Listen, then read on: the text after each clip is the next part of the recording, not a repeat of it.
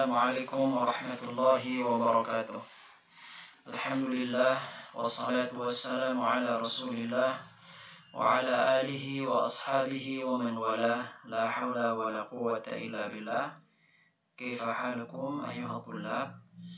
Semoga antum sekalian tetap di dalam kondisi afiah dan senantiasa diberikan kesehatan oleh Allah Subhanahu wa taala. Ikhwani yang dimuliakan Allah Subhanahu wa taala, kita masih dalam pembahasan pasal berkaitan dengan air, dan kita akan memasuki satu kaidah yang masih ada keterkaitan dengan air, akan tetapi kaidah ini bersifat umum, tidak hanya berkaitan dengan air, namun berkaitan dengan benda-benda yang lain, yang mana benda-benda ini dihukumi sama seperti air, yaitu dihukumi sebagai benda yang suci. Disebutkan di sini wal aslu fil asya'i at-taharatu wal ibahah.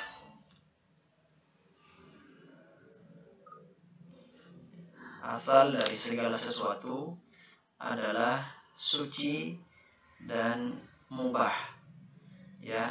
Jadi hal-hal yang berkaitan dengan urusan dunia atau benda-benda yang kita temukan dalam kehidupan sehari-hari itu hukumnya ada dua. Yang pertama hukumnya suci, benda itu dihukumi suci, dan benda itu dihukumi mubah, boleh dikonsumsi atau boleh digunakan. Ini secara asal.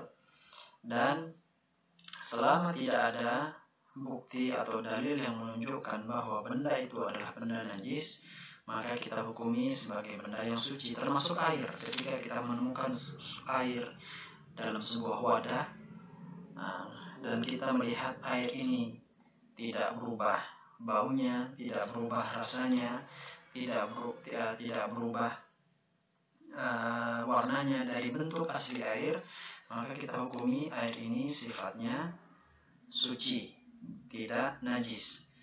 Nah, kemudian Syekh memberikan beberapa contoh. فَإِذَا شَكَّ الْمُسْلِمُ فِي نَجَاسَةِ مَاءٍ أَوْ ثَوْبٍ أَوْ بُقْعَةٍ أَوْ غَيْرِهَا فَهُوَ طَاهِرٌ. Apabila seorang muslim syakka, ragu mengenai kenajisan sebuah air, atau kenajisan sebuah pakaian, atau kenajisan sebuah buk'ah, sebuah tempat, atau ghairiha, atau tempat-tempat yang lain, atau barang-barang yang lain, maka fahuwa tahir, maka hukum dari air, pakaian, atau tempat itu adalah tahir, suci. Jadi seperti itu ya, santri-santri yang dimuliakan Allah Subhanahu wa taala. Selama kita menemukan sebuah benda dan kita tidak menemukan ada sesuatu yang najis di benda tersebut, maka kita hukumi sebagai najis. Atau kita menemukan sebuah satu air, misal berwarna hitam, kemudian tidak ada dalil yang mengatakan bahwa air hitam ini adalah benda najis, maka kita hukumi dia sebagai benda yang suci. Ini berkaitan dengan benda. Kaidah besar ini, yaitu al-aslu fil asya' at-taharah wal ibahah, juga berlaku pada kehidupan kita yang lain.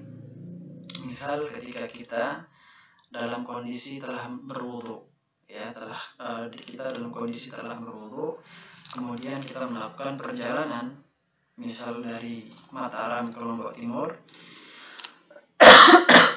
dan ketika perjalanan kita berbincang-bincang dengan teman-teman kita, atau kita membaca buku. Nah, sesampainya kita di Lombok Timur, kita tidak merasa telah batal wudunya. Ketika kita berbicara, kita merasa saya lupa atau saya tidak ingat kalau saya itu batal atau tidak. Jadi dia ragu. Apakah dalam perjalanan itu dia telah batal atau tidak? Maka dalam kondisi seperti ini, dia kembali kepada hukumnya yang asal, yaitu dalam kondisi suci, karena dia telah berwudu ketika masih di Mataram. Maka ketika dia sampai ke Lombok Timur, dan dia tidak merasa dirinya telah batal selama perjalanan, maka dia dihukumi masih dalam kondisi suci. Nah, di sini disebutkan au tayaqqana taharata wa syakka fil hadath, atau seseorang dalam kondisi tayaqqan, yakin bahwa ia masih dalam kondisi suci, wa syakka fil hadath, dan di samping itu dia ragu apakah dia hadas atau tidak. Jadi dia ingat bahwa ketika di Mataram masih dia telah berwudu, dan ketika di Lombok Timur dia ragu bahwa dia sudah hadas, entah dengan buang angin atau yang lainnya, maka fahuwa tahir, maka dia dihukumi sebagai seorang yang masih dalam kondisi tahir, yaitu suci. Liqaulihi sallallahu alaihi wasallam, mengapa dia tetap dihukumi sebagai seseorang yang masih dalam kondisi suci? Hal itu disebabkan ada dalil dari sabda Rasulullah sallallahu alaihi wasallam, fi rajuli yukhayyalu ilaihi, hadis atau sabda Rasulullah sallallahu alaihi wasallam mengenai seseorang yang berkhayal dalam salatnya, annahu yajidu syai'a fi shalah, dia berkhayal seolah-olah ada yang keluar dari perutnya.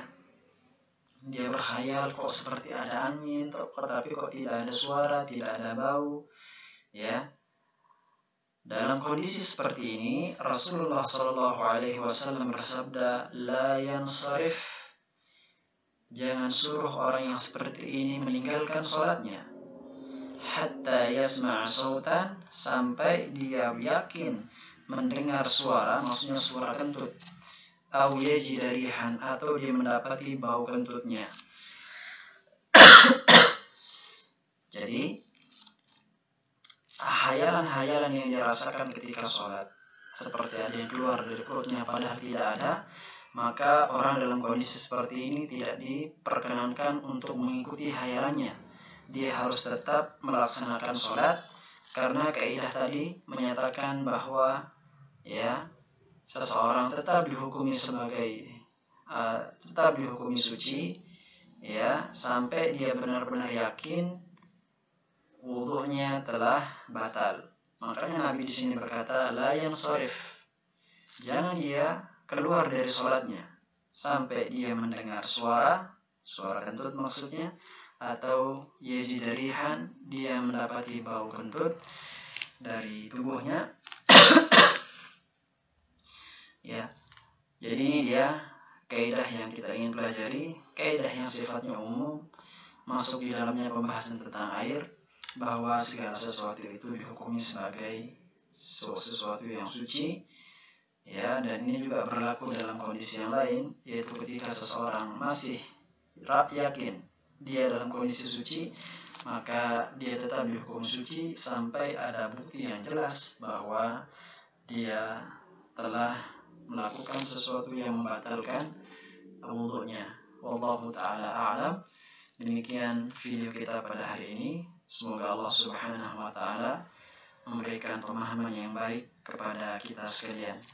Kita cukupkan. Subhanakallahumma wa bihamdik, asyhadu an la ilaha illa anta, astaghfiruka wa atubu ilaik. Assalamualaikum warahmatullahi wabarakatuh.